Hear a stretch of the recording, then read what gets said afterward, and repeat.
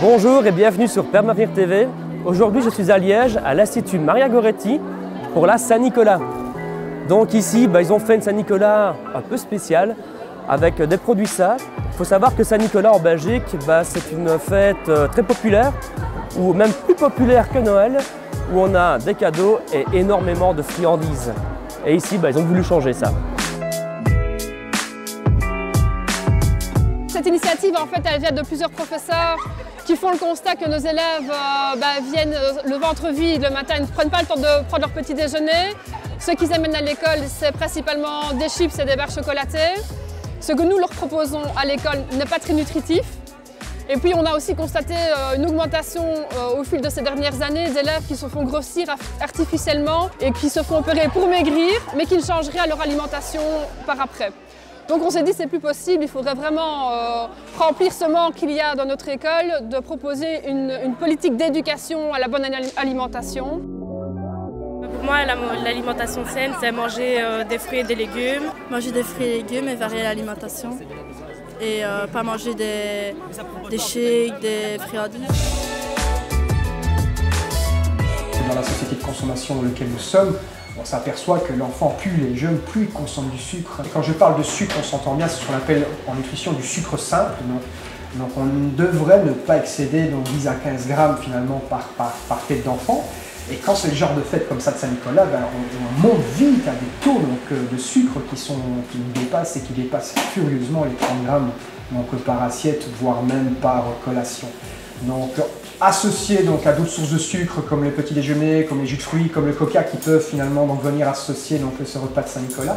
Donc on arrive vraiment dans des repas qui sont fortement déréglés, surtout en sucre en l'occurrence. Je pense que les écoles manquent aussi d'un vrai engagement par rapport à cette alimentation et par rapport à la santé. Et donc ça a été une prise d'initiative vraiment collective de la part de plusieurs professeurs. Il y a aussi une pléthore de propositions qui sont faites en dehors de l'école pour soutenir ce genre d'initiative. Donc je pense que c'est plutôt dans l'air du temps de se rendre compte de cette problématique et qu'on a vraiment envie de conscientiser les élèves à ce qu'il faut faire pour vivre bien.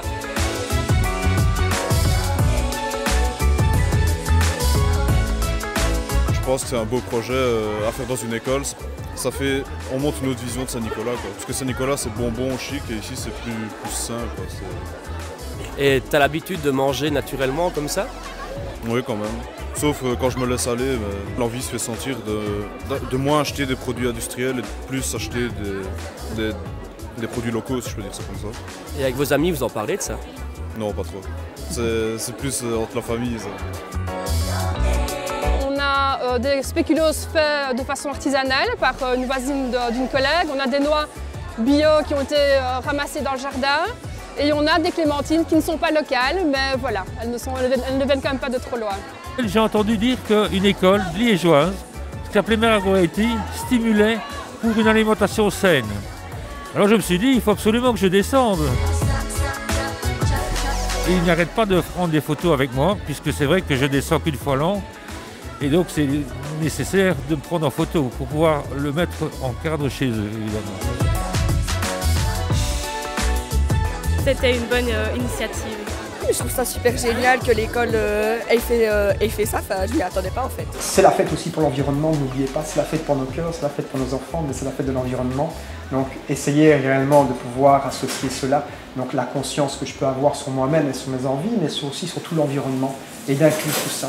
Donc vous ferez du bien, non seulement à vous, et en plus de ça, vous ferez du bien à la planète. Merci d'avoir regardé cette vidéo. Donc n'hésitez pas, si vous êtes parents, élèves, professeurs, instituteurs, à faire pareil chez vous, à consommer de plus en plus local, de plus en plus de nourriture saine.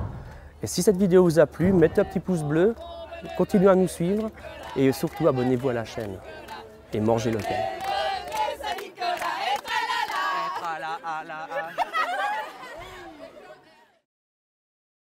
Monsieur Saint-Nicolas, est-ce qu'au ciel, on mange ça?